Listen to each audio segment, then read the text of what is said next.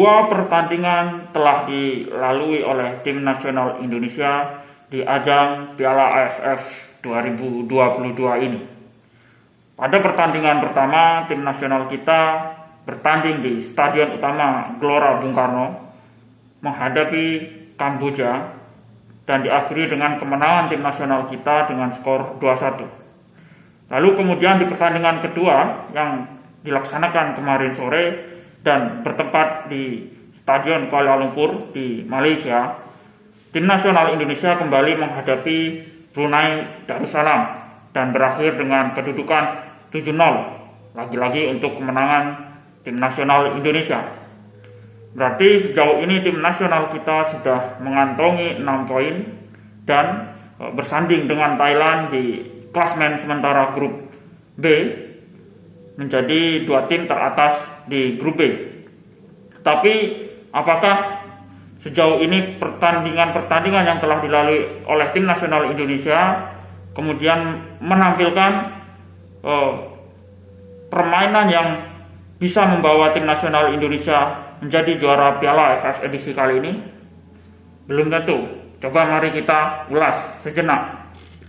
Pada pertandingan pertama, tim nasional kita menghadapi Kamboja di Stadion Utama Gelora Bung Karno. Pada pertandingan tersebut, tim nasional kita bermain dengan skor 2-1 untuk kemenangan tim nasional kita. Akan tetapi, terlihat pada pertandingan tersebut banyak sekali catatan-catatan yang harus menjadi evaluasi bagi tim nasional Indonesia kita. Intensitas permainan kita dari segi kecepatan masih sangat kurang. Kemudian masih banyak juga terjadi salah-salah passing yang menjadi permasalahan klasik dari tim nasional kita saat ini. Kemudian yang ketiga adalah faktor stamina. Saya cukup menyoroti faktor yang ketiga, yaitu faktor stamina.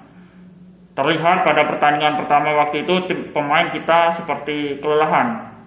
Saya kira ini adalah efek dari TC jangka panjang yang dilakukan oleh tim nasional kita, di mana Sintayong pada waktu itu menerapkan latihan dengan intensitas sangat tinggi. Tujuannya adalah untuk mengembalikan performa dan kebugaran para pemain. Memang tujuannya seperti itu.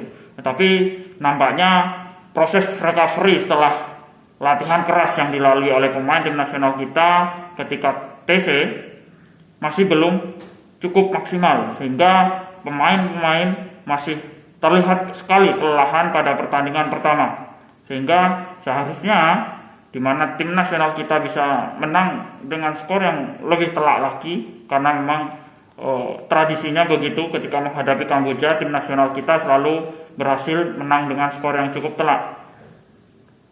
Tapi kemudian pertandingan ternyata di luar dugaan berakhir atau berlangsung cukup berat untuk pemain kita, sehingga skor hanya berakhir dengan skor tipis 2-1. Itu adalah sorotan yang pertama. Kemudian yang kedua, pertandingan melawan Brunei Darussalam semalam atau kemarin sore. Memang pemain kita unggul, atau tim nasional kita unggul dengan skor yang sangat telak, yaitu 7-0. Tetapi hal seperti ini belum bisa menjadi indikator bahwa tim nasional kita punya kemampuan untuk meraih gelar juara tahun kali ini, karena memang semua seperti sudah diketahui oleh semua orang bahwa Brunei kualitasnya memang jauh berada di bawah tim nasional kita. Bahwa skor telak 7-0 memang tidak terlepas dari gap yang sangat jauh antara tim nasional kita dan tim nasional Brunei selama ini. Terlebih ini adalah kali pertamanya tim nasional Brunei sejak 26 tahun terakhir kembali berpartisipasi di dalam Piala AFF.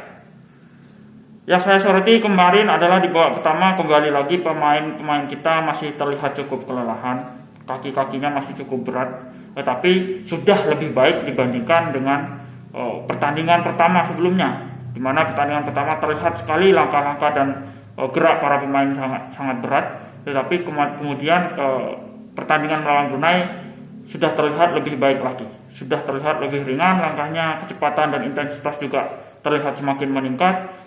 Memang belum maksimal, skor 7-0 memang sangat besar, tapi saya rasa penampilan itu belum maksimal. Kualitas atau kemampuan tim nasional kita untuk meraih gelar juara akan terlihat pada pertandingan ketiga besok menghadapi Thailand. Kita akan bermain di kandang. Apakah tim nasional dengan bermain kandang akan tampil dengan kemampuan yang optimal atau maksimal? Kita lihat, karena kalau pemain kita recovery-nya sudah benar-benar baik setelah kelelahan akibat TC jangka panjang, saya rasa tim nasional kita punya segalanya untuk bisa mengalahkan Thailand.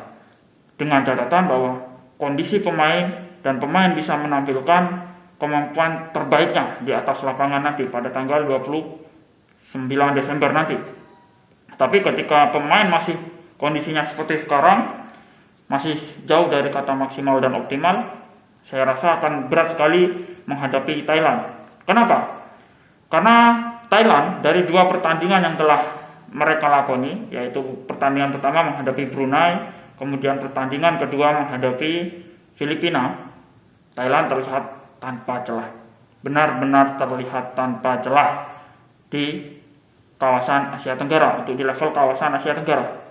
Mereka bermain sangat rapi, mereka bermain sangat disiplin, kolektivitas mereka sangat menjanjikan, mereka bermain secara tim, kemudian ditambah lagi pemain-pemain guide mereka seperti Terasil, Teraton, Sarah Hyuyan. Mereka masih menunjukkan atau menampilkan performa yang saya rasa belum terlalu jauh menurun, bahkan cenderung kualitasnya masih sama seperti beberapa tahun yang lalu ketika usia mereka masih berada di usia puncak performa seorang atlet.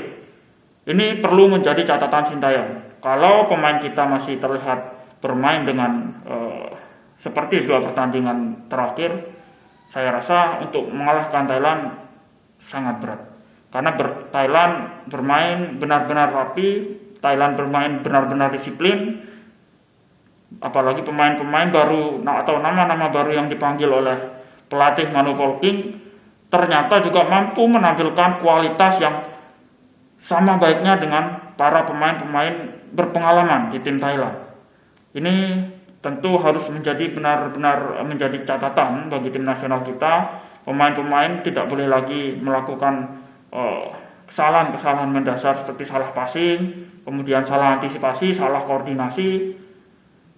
Seperti contohnya terlihat di beberapa pertandingan kemarin, terutama ketika gol Kamboja terjadi, itu merupakan salah koordinasi dari tim nasional kita sehingga Kamboja berhasil melakukan tekanan dan mencetak gol.